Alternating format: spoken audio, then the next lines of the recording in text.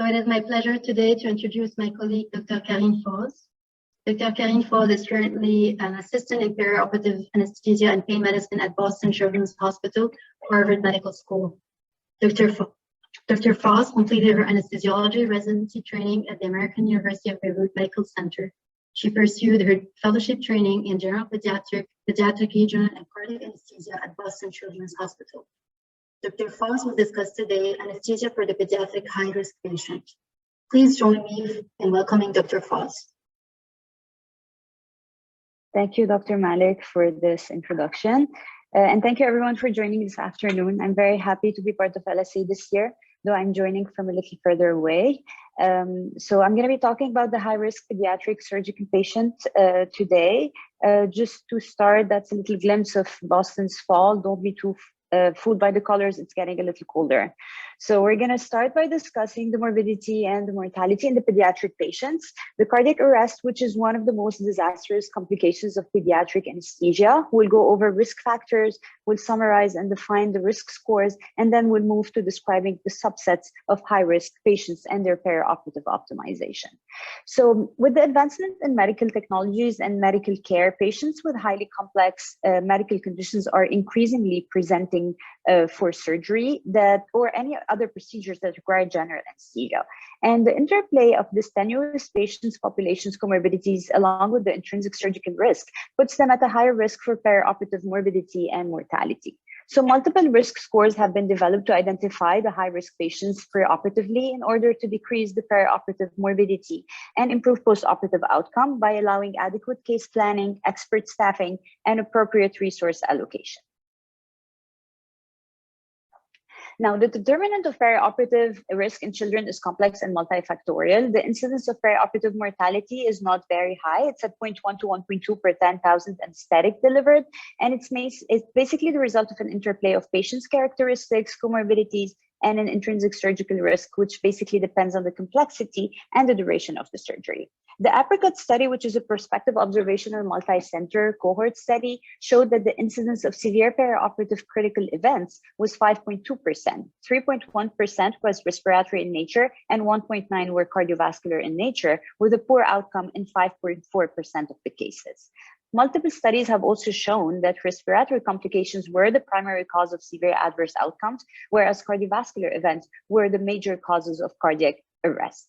Now, speaking about cardiac arrest, it is a well-established risk of anesthesia, but it's one of the most serious and disastrous complications as well. So the BOCA registry and the Wake Up Safe, which are two large prospective multi-center registries, looked at the incidence of perioperative cardiac arrest and found it to be 0.014 to 0.3%, with a mortality of 0.004, which is low, to 0.001%.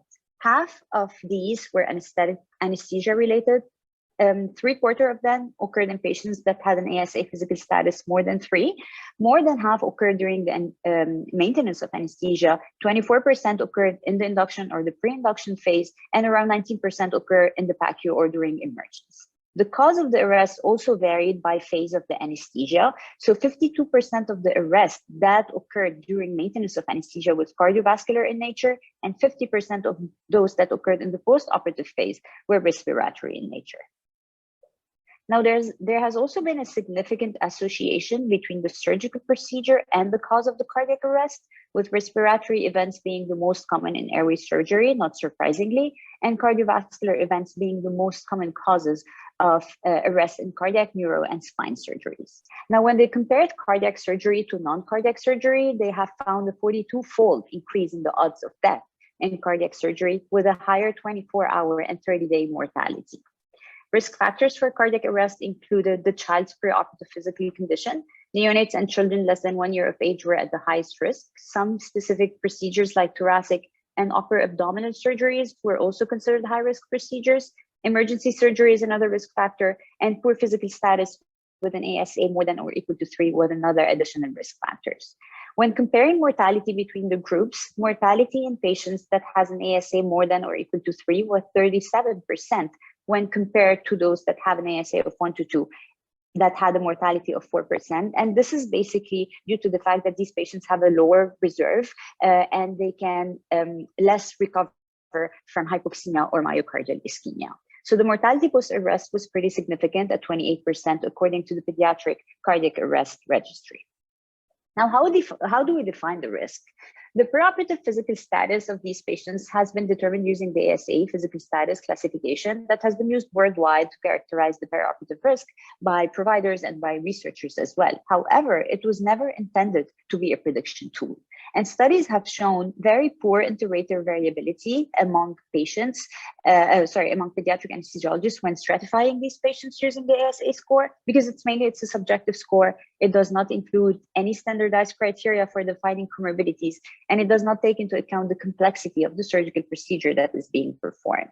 Due to this variability in risk assessment, other scores have been developed and published in the literature. One of them is the PRAM score, which is the Pediatric Risk Assessment Score, and was validated using the NSQIP pediatric database. So just to go over the PRAM scores, it's a comprehensive and objective score that takes into consideration patients' characteristics, comorbidities, and the surgical procedure that is being performed. So if you look at the table on the right, you can see that urgency of the procedure is one of the variables, the presence of a comorbidity, whether respiratory, cardiac, kidney disease, if the kid is critically ill, requiring any inotropic or mechanical ventilation support is another variable with a certain value or a score. Age less than 12 months was one of the variables, and the presence of a neoplasm was another variable.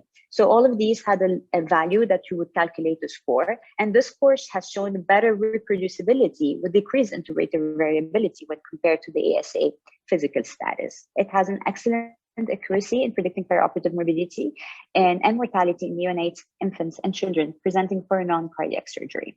So just to emphasize this, if you look here, you have this table where on the x-axis you have the PRAM scores, and on the y-axis you have the mortality rate in percentages. And as you can see, a score of more than 4 was associated with an exponential increase in mortality rate. Now, moving to talk about comorbidities and 30-day mortality, the presence of comorbidities was also positively correlated with the predicted 30-day mortality risk.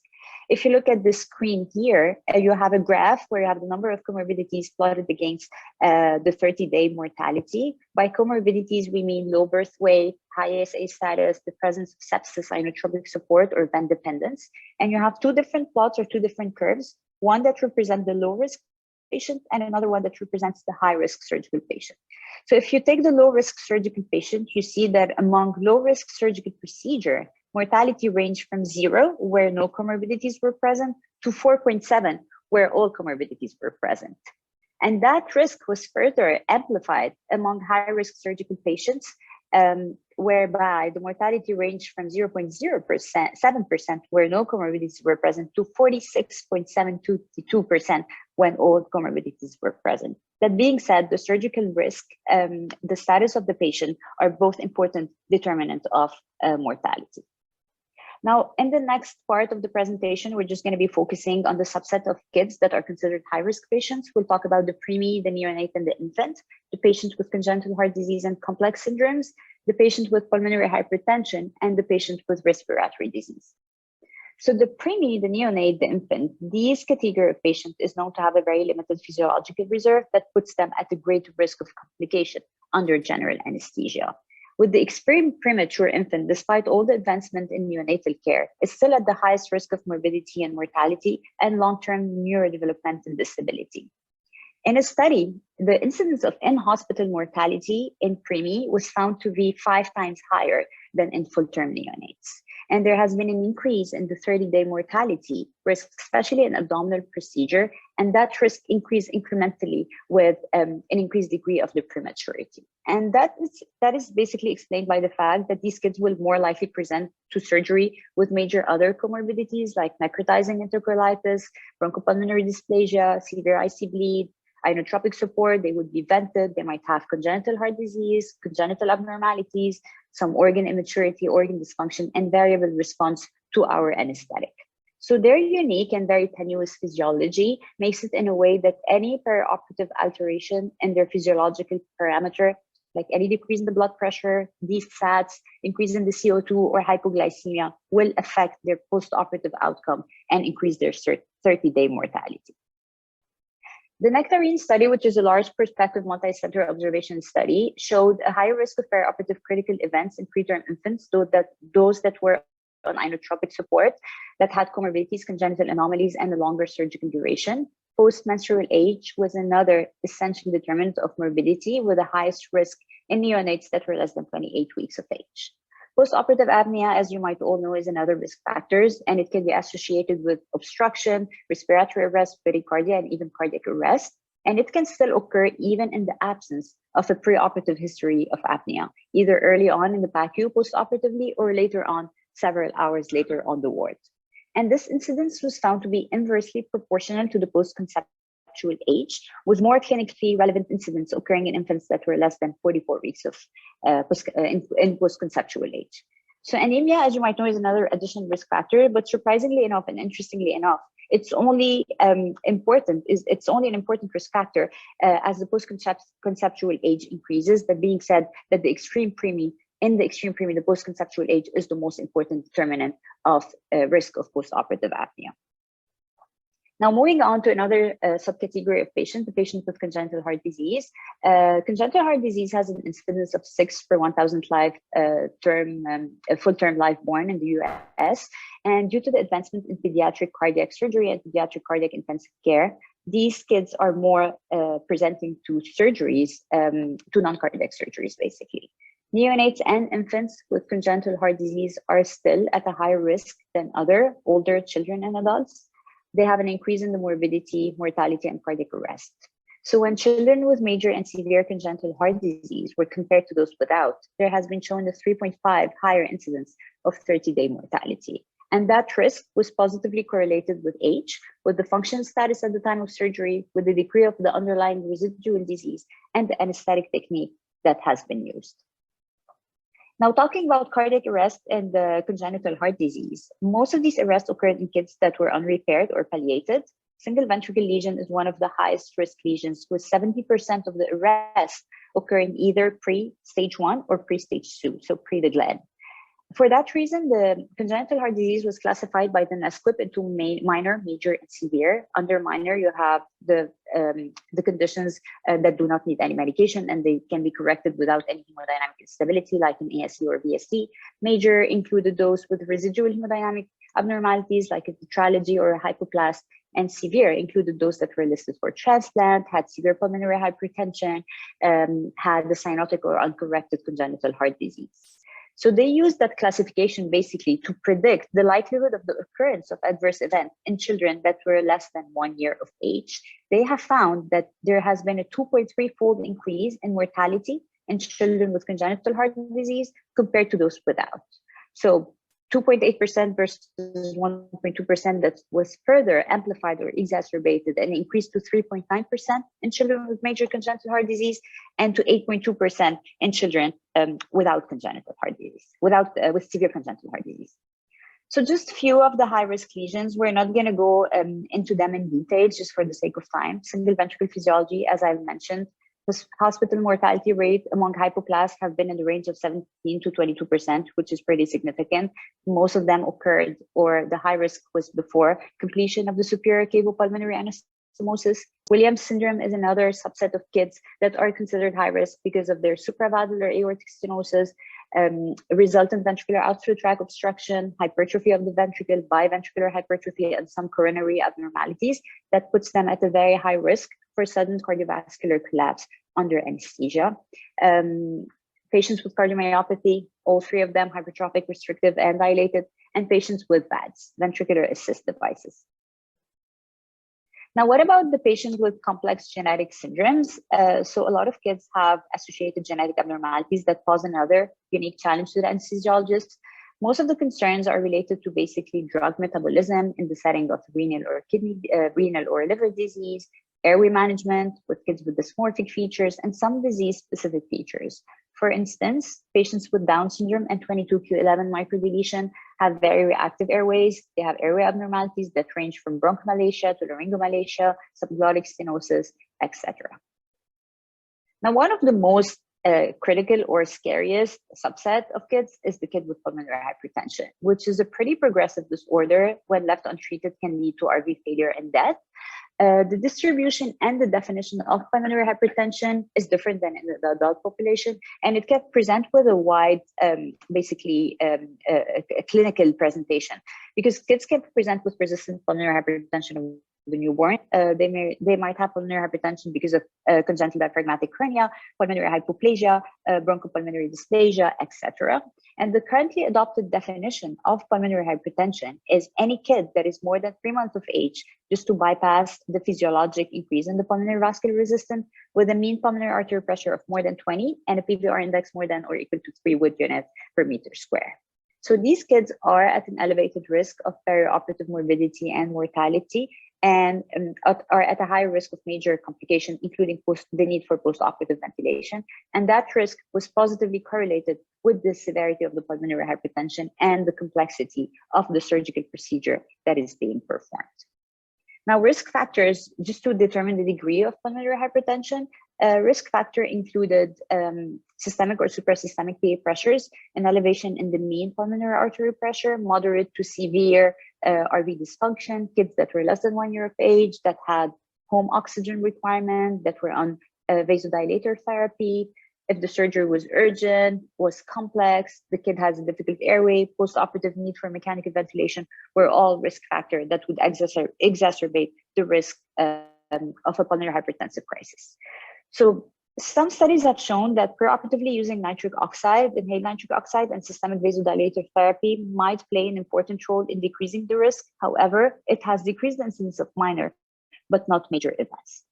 That being said, these kids are always at a risk of complication under anesthesia. Now, what to do if you have a kid presenting for anesthesia and has pulmonary hypertension? Unfortunately, there is no consensus about a single anesthetic that is accepted for pediatric patients. The goal is basically to balance your anesthetic in a way to avoid any factor that might exacerbate this and induce a pulmonary hypertensive crisis and RV failure, like noxious stimuli on induction or emergence, any discontinuation of your pulmonary vasodilator therapy preoperatively. So your goal is basically think of a PVR, how to avoid increasing the PVR by avoiding hypercarbia, hypoxia, hypothermia, high PEEP, providing adequate analgesia just to blunt any sympathetic response to stress, maintain an adequate preload, contractility, and afterload, and maintain your sinus rhythm.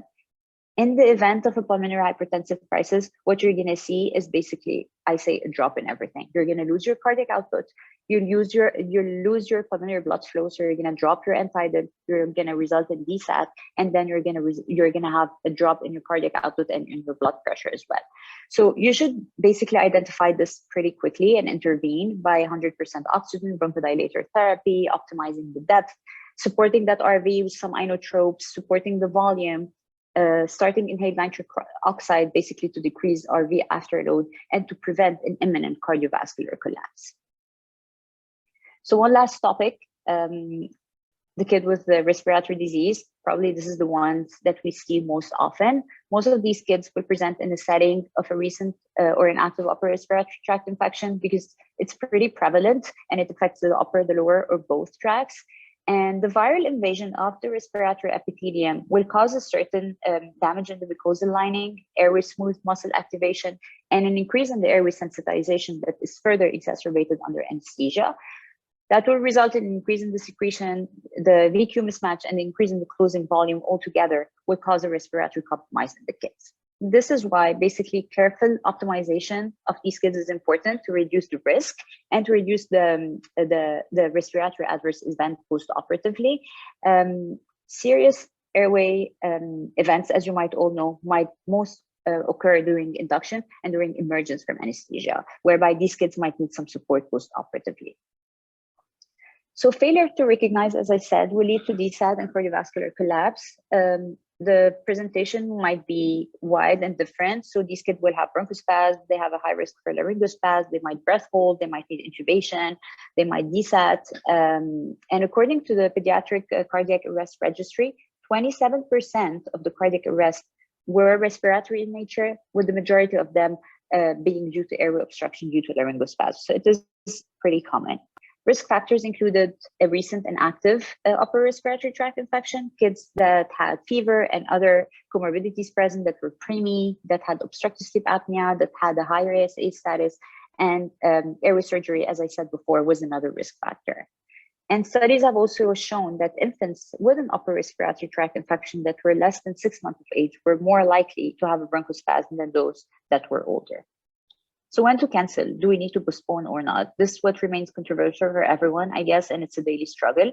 So decision to cancel should be taken on a case by case, depending on the amount of secretion, how sick you think the kid is, if he has any other comorbidities, any pulmonary disease, how complex the procedure is, with some surgical sites being higher risk than others, like airway, thorax, and the upper abdomen. Because if you need to postpone, you really need to postpone for 4 to 6 weeks, just for the airway hyperreactivity to resolve. But recent studies have shown that in the setting of an upper respiratory tract infection, it rarely causes long-term sequelae or complications, because when they compared kids with and without, they found that the severity of the adverse event was low and the recovery was pretty uneventful. And most of the time, it responds to bronchodilator therapy, to some CPAP, maybe the need of endotracheal intubation, and short-term ventilation if the surgery is pretty much unelective. The use of an LMA, pre-medication with some Lido and some bronchodilator was also shown to decrease the incidence of perioperative respiratory complication. So to conclude, as I said, a lot of these complex kids are increasingly presenting for surgery, congenital conditions that require specific care, preemies, young gestational age, a lot of congenital heart disease kids presenting for non-cardiac surgeries. So this makes basically the perioperative course pretty challenging and require multiple teams that are involved in the care of these high-risk patients. But we do believe that identifying the risk factors in these kids preoperatively, optimizing them, will basically decrease postoperative complications, mortality, and improve postoperative outcome. Just a few resources, and thank you.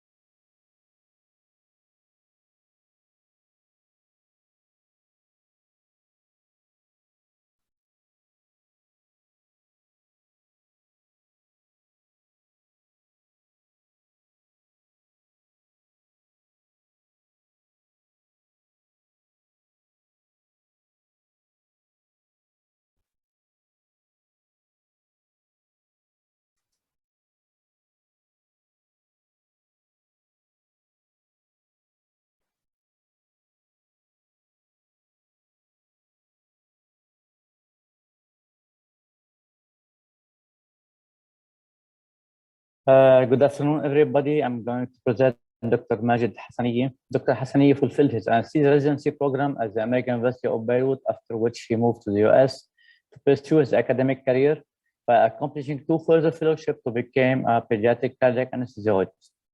During his training, Dr. Hassaniye grew special interest in the pediatric pulmonary hypertensive patient population, where he studied pathogenesis, etiology, comorbidities, and complications encountered during cardiac catheterization. Today, he will be presenting a talk about update in neonatal anesthesia. Dr. Hassaniye, the floor is yours.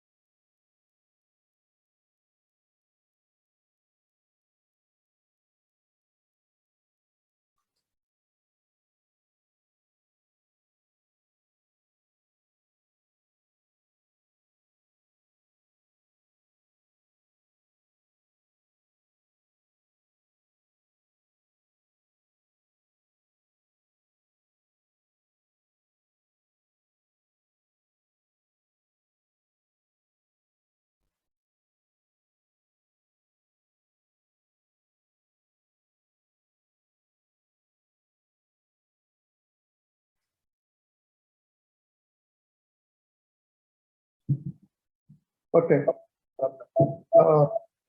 Dr. Rita Asakir, she is a graduate of St. Joseph University of Beirut in 2012. She completed her residency program at Hotel de France in 2017.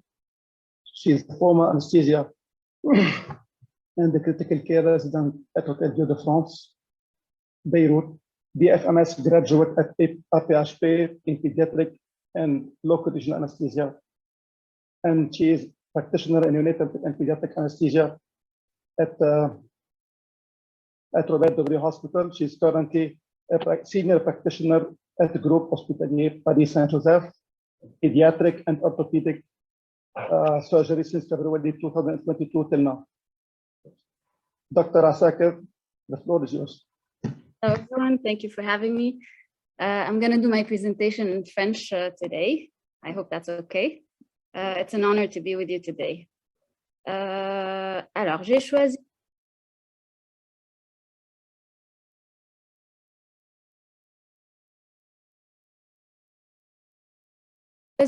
aujourd'hui la prise en charge des voies aériennes en pédiatrie et en particulier chez les enfants de moins d'1 an parce que ces 2 dernières années, il y a eu plusieurs études en particulier publiées à ce sujet-là et qui vont potentiellement changer notre vision de prise en charge de ces enfants. Donc, je commence par un petit résumé des particularités anatomiques et physiologiques des enfants. Donc, anatomiquement, les enfants, ils ont une grosse langue, comme on le sait. Ils ont une épiglotte qui est haute et déviée, longue et souple, qui rend la visualisation des cordes vocales assez difficile. Et donc, du coup, l'intubation derrière, beaucoup plus dure. Aussi, ils ont un larynx qui est court et cylindrique, donc ce qui fait que la multiplication des tentatives d'intubation peut provoquer des œdèmes laryngés locaux et donc peut rendre un enfant qui est difficilement intubable, difficilement ventilable derrière. Et physiologiquement, donc on sait très bien que la compliance pulmonaire des enfants, elle est diminuée avec une compliance thoracique qui est élevée, ce qui fait que il y a un collapsus des voies aériennes à chaque inspiration. Les enfants, ils ont des besoins en oxygène qui sont augmentés avec un volume de fermeture alvéolaire qui est aussi augmenté, et une capacité résiduelle fonctionnelle qui est basse, ce qui fait qu'ils ont des réserves en oxygène qui sont bas. Et donc, plus l'enfant est jeune, plus le temps à la désaturation est bas. Et donc, du coup, je vous montre, jusqu'à présent, la vidéolaryngoscopie n'est pas de première intention chez les enfants de moins d'1 an qui ne sont pas étiquetés comme intubation difficile. Donc, la laryngoscopie directe reste jusqu'à présent le moyen le plus utilisé. Et donc, derrière échec de laryngoscopie directe, on déploie normalement d'autres techniques pour améliorer notre exposition, d'où les mandrins béquillés, etc. Et dans ce cas-là, s'il y a un échec, on sait très bien que l'oxygénation et la ventilation priment chez l'enfant, donc on ventile soit par des dispositifs supraglottiques, soit au masque facial. Et du coup, d'ailleurs, on voit que les autres techniques d'intubation sont très déployées assez tardivement dans notre prise en charge. Et c'est le but de cette présentation. J'ai choisi 2 articles qui peuvent potentiellement nous changer les idées sur ce sujet-là et éventuellement nous pousser à utiliser la vidéolaryngoscopie en anesthésie néonatale plus précocement. Donc, la première étude, c'est l'étude VISI. C'est une étude multicentrique avec groupe parallèle, randomisé contrôlé, qui a été faite dans 5 centres, dont 4 aux États-Unis et 1 en Australie, entre juin 2018 et août 2019, où 564 enfants non étiquetés comme intubation difficile ont été recrutés pour des anesthésies générales. Le but, c'était de comparer le taux de succès de première intention de la vidéolaryngoscopie versus la laryngoscopie directe, et en supposant que la vidéolaryngoscopie est supérieure. Jusqu'à présent, la vidéolaryngoscopie, elle a sa place dans les enfants qui ont des critères d'intubation difficiles, mais son utilité chez tous les enfants de moins d'1 an est encore controversée. Il y a eu plusieurs revues systématiques de 12 essais cliniques, par exemple, qui ont montré que la vidéolaryngoscopie n'est pas forcément supérieure à la laryngoscopie directe, et surtout que le temps d'intubation avec une vidéolaryngoscopie peut être plus long qu'une laryngoscopie directe. Et par contre, en contrepartie, il y a une revue Cochrane qui a été faite en 2018 qui a montré que non, en fait, la vidéolaryngoscopie peut être supérieure. Et donc, le but de cette étude était de mettre fin à toutes ces questions et de voir est-ce que la vidéolaryngoscopie chez les enfants de moins d'1 an, est-ce qu'elle est utile ou pas. Donc, ils ont divisé deux groupes, les 564 ont été divisés en deux groupes égaux et les mêmes techniques d'anesthésie, je note qu'ils ont utilisé des curares dans les deux groupes, ont été utilisés. Et 93% d'enfants ont été intubés correctement avec la vidéolaryngoscopie de première intention versus 88% dans le groupe laryngoscopie directe. Donc, ce qui fait qu'on a 5% de différence avec différence significative. Et ils ont aussi mesuré les complications qui sont plutôt sévères et modérées. Et il y a eu une différence significative de complications sévères, 2% dans le groupe vidéolaryngoscopie et 5% dans le groupe laryngoscopie directe. Il y a eu ils ont remarqué aussi une variable qui est le poids surtout, qui fait que les enfants de moins de 6 kg étaient intubés plus facilement avec la vidéolaryngoscopie de première intention par rapport à la laryngoscopie directe, avec une différence significative, alors que pour les enfants qui ont plus que 6 kg, il n'y avait pas de différence significative. Et les résultats qu'ils ont trouvés, donc on a cité le taux de succès qui est un écart de 5% entre les deux groupes. On voit que les complications non sévères, la différence de complications non sévères dont on cite le laryngospasme, les bronchospasmes, les hypoxémies qui ne sont pas vraiment sévères, on va dire entre 80 et 90%, n'avaient pas de différence significative entre les deux groupes. Par contre, les complications sévères à type d'hypoxémie modérée ou sévère, donc en dessous de 80 et 50%, on trouve 5% dans le groupe laryngoscopie directe et 2% dans le groupe vidéolaryngoscopie, avec une différence significative. Le temps à l'intubation qui est supérieur à 1 minute, bon, on voit que il y a une différence entre le groupe vidéolaryngoscopie où on a besoin de plus de temps versus le groupe laryngoscopie directe, mais la différence n'était pas significative. J'ai souligné ce résultat parce que je voulais vous rapporter mon expérience personnelle sur ce sujet. Et à mon avis, la vidéolaryngoscopie avec une lame directe droite, pas directe, en néonate, il faut du temps d'apprentissage. Il faut se méfier, ce n'est pas du tout comme la vidéolaryngoscopie chez l'adulte. Il faut s'y mettre pour que ça soit la technique qu'on maîtrise le mieux. Et on sait très bien qu'en anesthésie adulte ou pédiatrique, il faut utiliser la technique qu'on maîtrise le mieux. Donc, pour maîtriser la vidéolaryngoscopie, il faut s'entraîner et s'habituer.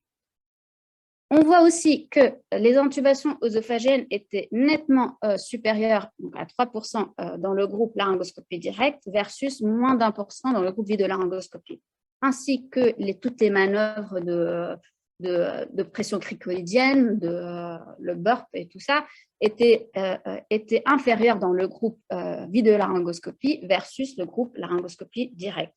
Et on peut expliquer ça par le fait que les intervenants et les gens qui sont là en train d'aider la personne qui intube peuvent voir sur la vidéo et guider en fonction. Donc, en gros, il y a eu 5,5% de différence entre les deux groupes. Les enfants de moins de 6 kg avaient plus de chances d'être intubés facilement avec une vidéolaryngoscopie versus une laryngoscopie directe. Le nombre de tentatives était plus bas dans le groupe vidéolaryngoscopie. Le temps, donc, même si la différence n'était pas significative, mais j'ai souligné ce résultat pour passer le message de « il faut s'entraîner ». Et en fin de compte, le fait d'avoir la vidéo peut aider les gens ou les intervenants à guider la personne qui intube. La deuxième étude que j'ai choisie était l'étude Nectarine. C'est une étude de cohorte observationnelle prospective multinationale européenne dans laquelle le but était de mesurer le taux d'incidence des intubations difficiles chez les enfants de moins d'1 an, devant avoir des anesthésies générales, ayant des critères d'intubation difficiles ou pas, peu importe, tout le monde a été inclus, ayant des comorbidités et des anomalies congénitales, tout le monde a été inclus, donc ils n'ont pas fait de différence, et 4683 patients ont été inclus sur une période de 3 mois dans 165 centres européens. Donc l'objectif primaire était d'évaluer le taux d'incidence d'intubation difficile avec tout ce qui résulte en complications cardiovasculaires et respiratoires. Et l'objectif secondaire était de mesurer la morbimortalité immédiate et à 1 mois et à 3 mois liée à une intubation difficile.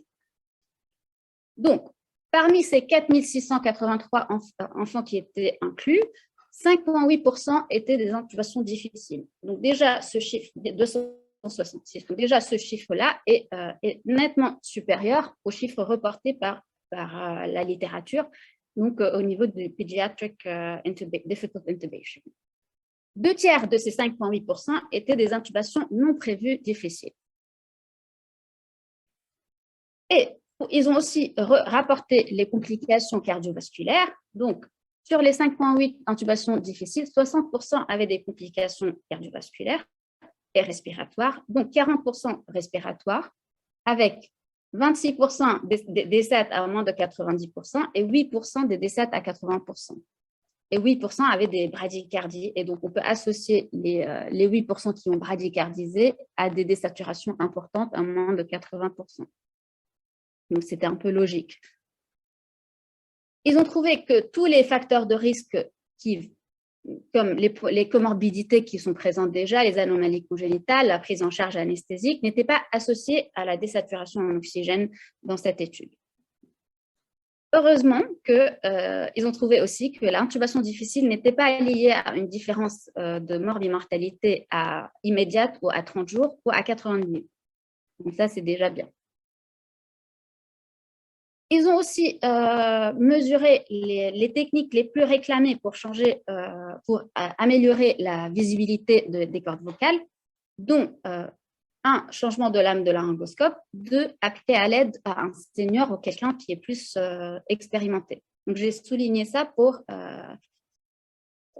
va en revenir plus tard pour les personnes expérimentées. Il y a eu aussi l'utilisation des membranes rigides ou un boussiniaque. Et en fin de compte, ils ont switché à la vidéolaryngoscopie, mais c'était quand même un pourcentage qui est plus bas que les autres techniques. En dehors du taux d'incidence qui a été reporté dans cette étude, qui montre que les intubations difficiles étaient beaucoup plus élevées que celles reportées dans la littérature, ils ont trouvé aussi que l'oxygénation apnéique pendant les techniques d'intubation pouvait prolonger le temps à la désaturation pendant l'intubation et donc réduire la multiplication des tentatives d'intubation et donc réduire les risques locaux que peut engendrer et systémiques que peut engendrer la multiplication des intubations. Et parmi les techniques d'oxygénation apnéique, ils ont cité l'optiflow ou les sondes nasopharyngées avec une administration concomitante à l'oxygène. Donc, ils ont trouvé un grand bénéfice à cette technique-là pendant les anesthésies néonatales. Ils ont aussi remarqué que quasiment 50% des cas étaient étiquetés Cormac inférieur à 3, mais malgré un Cormac inférieur à 3, ils étaient étiquetés intubation difficile. Donc, cela montre qu'il reste quand même une manque d'expertise chez en anesthésie néonatale et un manque de formation en intubation plutôt néonatale. Et donc, on a besoin toujours de continuer à former les gens, à faire des simulations pour garder la main en anesthésie pédiatrique et en particulier néonatale. Donc, pour résumer, les deux études ont montré que 5,8% des intubations des enfants de moins d'un an sont des intubations difficiles. 2/3 sont des intubations difficiles non prévisibles.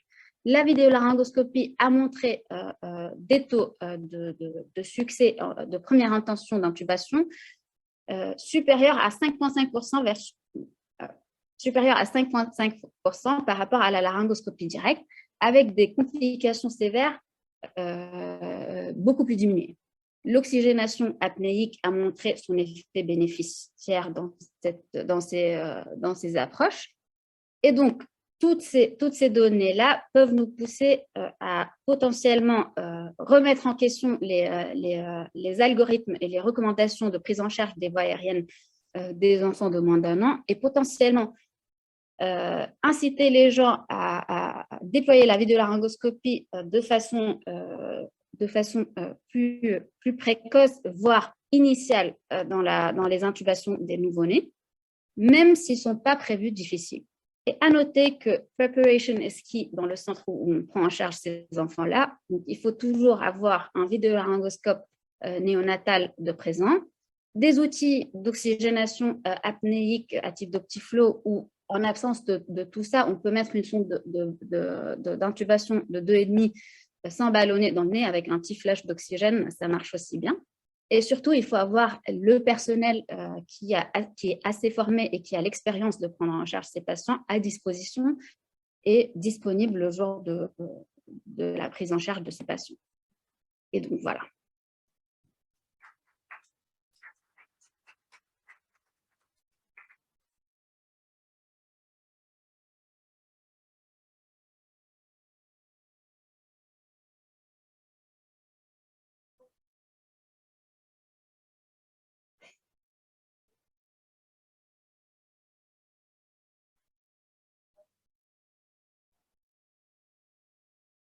Dr. Hassaniye fulfilled his anesthesia residency program at the American University of Beirut, after which he moved to the US to pursue his academic career by accomplishing 2 further fellowships to become a pediatric cardiac anesthesiologist. During his training, Dr. Hassaniye grew special interest in the pediatric pulmonary hypertensive patient population, where he studied pathogenesis, etiology, and comorbidities and complications encountered during cardiac catheterization. Today, he will be presenting a talk about update in neonatal anesthesia. Dr. Hassaniye, the floor is yours. Thank you, everyone. It's a pleasure and honor to be part of this Congress. My topic today is updated neonatal anesthesia. I have no disclosure. So as we all know, neonatal anesthesia requires a unique knowledge of neonatal physiology, which is different from older infants, children, or adults. Oftentimes, health professionals have a limited experience caring for neonates, which can be sometimes stressful. This activity reviews the physiology and background information necessary to perform safe neonatal anesthesia. The objective of this presentation is to describe the common health professional concerns regarding the provision of neonatal anesthesia, to identify the physiology unique to neonatal anesthesia that must be considered to provide safe general anesthesia, and to describe the consideration involved in setting up and planning for neonates undergoing general anesthesia. As an introduction, neonates undergo around 1.5 million anesthetics for surgical procedures in the US. The compilations of a single institute and multiple institutional perioperative mortality studies revealed that neonates, usually less than 30 days of age, have 6 times the higher rate of mortality of infants compared to 1 month to 1 year of age, and almost 25 higher incidence the mortality of children from 1 to 18 years of age. And in the USA, the risk of mortality for infants undergoing a surgical procedure is usually 60 times higher the greater for neonates than children more than 10 years of age. As you can see in the last box, an article by Dr. Nasser et al. Was conducted in 2019, compared the risk factors associated with perioperative complications in neonates. And she concluded 5 risk factors, which were weight less than 5 kilos, ASA 3 or greater, pre-op sepsis, intra-op support, ventilator dependence. And she did, in her studied low surgical risk and high surgical risk. And as you can see here, they found out that the risk of 30-day mortality was 0% in patients with no comorbidities underwent low-risk procedures, and 5% with patients with all 5 comorbidities into low surgical procedures. However, the 30-day mortality was around 0.07 when patients had no comorbidities with having high surgical procedures, and increased to almost 50% when patients had all 5 comorbidities at high-risk procedures. So this will give us an estimate of how to assess our patients, especially neonates, when undergoing surgical procedures. The next question that comes in mind, is anesthesia safe? We all know that our parents ask their kids undergoing surgeries, is anesthesia safe to my baby? Infants undergo their most rapid brain growth between 28 weeks of gestational age and 20 months of age. And most of the epidemiological cohort studies today have examined children exposed to anesthesia at less than 4 years of age. In this table, I'm going to assess on 3 main studies. The first one is that was done in the Mayo Clinic in 2009, in which they did an epidemiological cohort study of 5,000 children, divided them into 3 groups. One had no anesthesia, one had 1 anesthetic, and one had 2 anesthetics. And the findings, there was no difference in learning disabilities with 1 anesthetic. However, they had increased risk with more than 2 anesthetic, and mainly they were mild motor impairments. The other study was the PANDA study, which is a multi-center, is the PANDA study. It's assessing healthy siblings, almost 1 of 5 siblings from multiple institutions undergoing hernia repair at the age of less than 3 years. And they found no difference in performance and verbal subscales to IQ. And the last study, which is the GAS study, it's a multi-central international infants undergoing inguinal hernia repair, randomized to GA or regional. And they studied the outcome of intelligence at the age of 5 or 2 years, and they found no difference in cognitive. So anesthesia professionals and parents alike should be reassured that the findings of the PANDA, GAS, mask questionnaires are safe. So the question remains to the regard of infants and children requiring multiple and prolonged anesthesia. The T-REX trial, which is under study now, aims to determine if low-dose SIVO, dexmedetomidine, remifentanil anesthesia is associated with superior neurodevelopmental outcomes compared to standard dose SIVO anesthesia in children less than 2 years of age, having anesthesia expected to last longer than 2 hours. In 2016, despite all that, the FDA released a drug safety communication warning that repeated or lengthy more than 3-hour use of general anesthesia or sedation drug during surgeries or procedures in children less than 3 years of age or pregnant women during the final trimester may affect developmental of children's brain. But in this case, there was no definite clinical outcome of neurodevelopmental anesthesia on children. However, it was based on the FDA warning was based on a potential risk rather than a concern. So the question is, does hypotension, hypoxia, hypothermia, and hypoglycemia affect neurodevelopmental, and can they impair our subsequent neurodevelopment? So to discuss about hypotension, let's talk about normal blood pressure in neonates. Filter infants, the blood pressure is lower on the first day of life, with a systolic ranging around 62 and increased by 9% by 36 hours of age.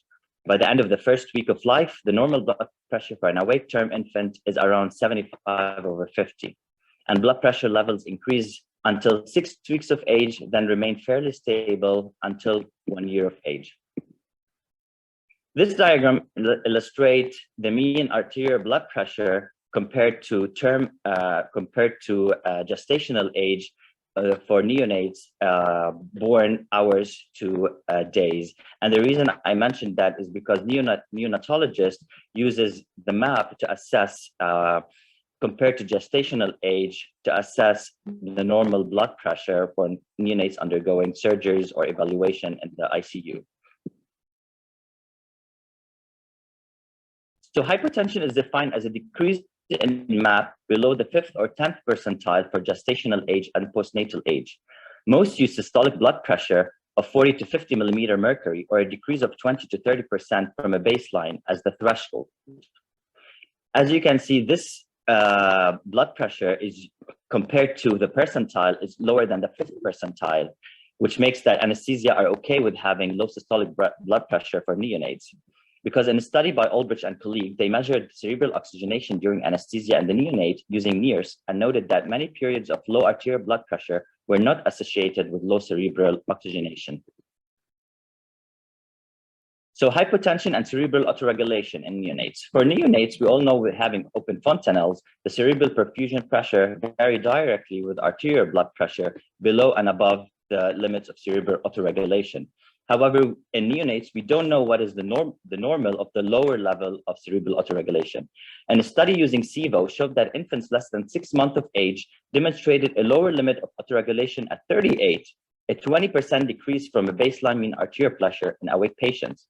In contrast, in infants older than 6 months of age, the lower limit did not occur until the blood pressure dropped by 40%.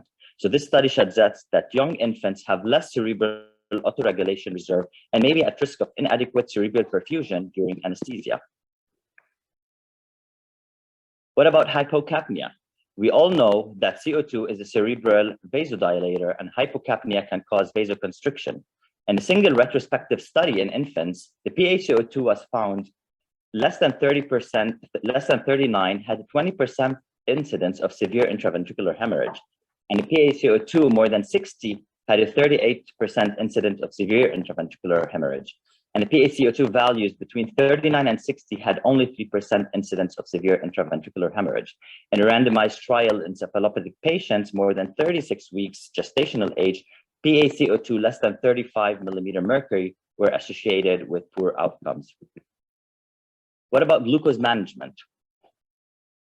The standard protocol for serum glucose should be above 45 is suggested while under anesthesia. We all know that neonates require glucose. However, during surgery, most neonates can maintain euglycemia unless the drip was stopped or the baby was less than 48 hours of age. In a study by Simpleman, the use of 1% dextrose-containing solution during surgeries for neonates under regular maintenance tended to maintain euglycemia. With the use of 2% to 2.5 dextrose-containing fluids has been shown to cause a rise in blood sugar. The use of 5% dextrose-containing fluids has invariably produced hyperglycemia. And in two study by Larson et al. Studying the effect of continuous 10% dextrose solution, both studies reported a rise in blood glucose at the end of surgery, even 8 hours after surgery. Now moving to thermoregulation in neonates. Hypothermia is defined as a core temperature below 36 or 30 in children up to 5 years of age. A core temperature less than 35 is severe perioperative hypothermia.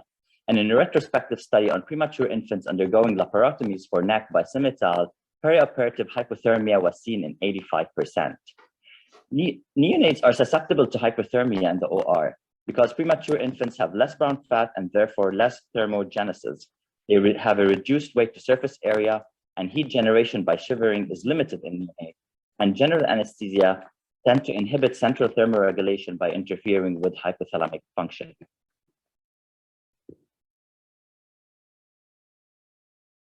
In another study by Tender et al., they identified 2 risk factors for perioperative hypothermia in 60 neonates, which were major intestinal. Dr. Hassani, can you go faster a little bit? We have some technical issues. Thank you. Okay, OR temperature was less than 23 degrees. Morehouse et al. Demonstrated that hypothermia was most frequent in neonates when the surgery was performed in the OR compared to the NICU, with a 65% compared to 13.2. And they had also noted 6-fold increase in thermoregulatory intervention, 5 increase in cardiocirculatory support, and ×3 the higher risk of circulatory support. And the reason is that, as you can see in this illustration, the cold stress is a high induced factor for hypoxemia, acidosis, and hypoglycemia. This study is a quality initiative for reducing post-op hypothermia in the neonatal intensive care surgical units. It was done taking care of 255 patients in the neonatal ICU. And what they came up with, it's a quality initiative. They aim to reduce the percentage of hypothermia from 10 to 6% over 6 months and to sustain it over 6 months. And they came up with a diagram in which they have certain checklists. In the pre-op control, they always place continuous temperature monitor prior to transport to the OR, confirm temperature prior to transfer to anesthesia team, making sure it's more than 36.5, utilizing checklists for transport, having the patient having a hat, isolate, chemical warmer, and minimizing holding area in the pre-op area.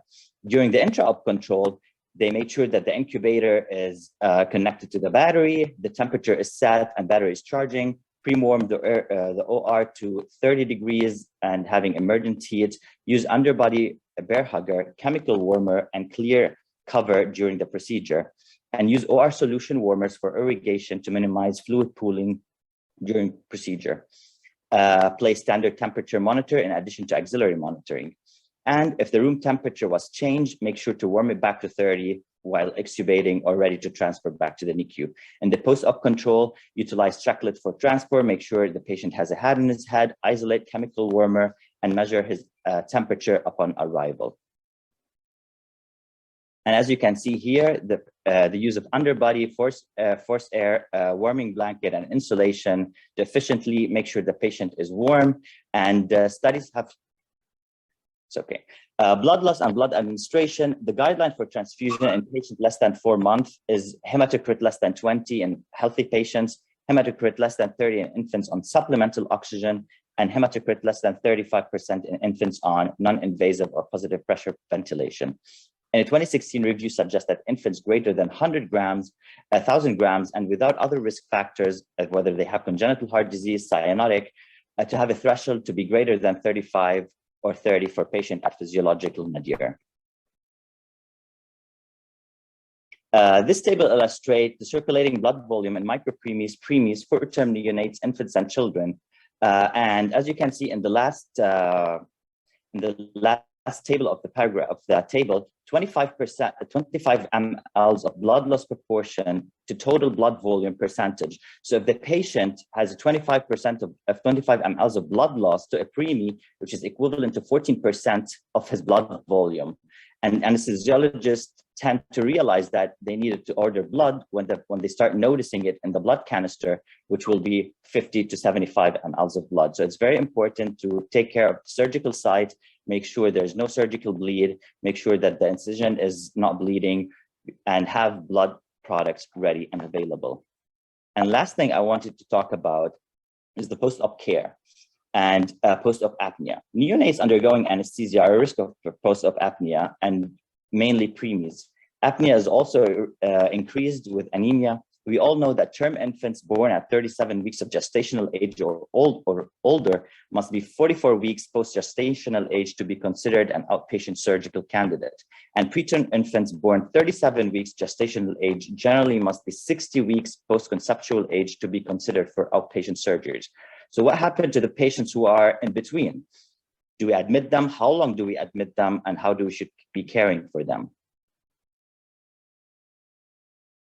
In this study, has assessed the post-op apnea in former preterm infants after having an inguinal hernia. So what these authors concluded is to admit to a monitored bed for a minimum of 12 hours after anesthesia and continue it for at least 12 hours after any apneic event in any of the patient meeting those 3 criteria.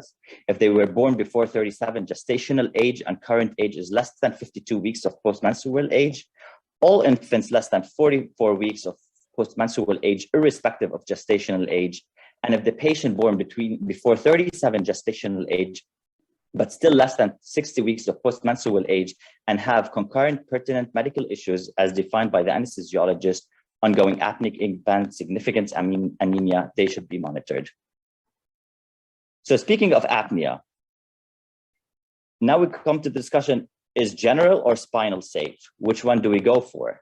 And those two studies, they have shown that the risk of post-apnea was the same after 12 hours. However, the risk of early apnea was noted in the general compared to the regional. Thank you. Thank you, Dr. Hassani, for the great presentation. There will be no question and answer for this session. Thank you, everybody.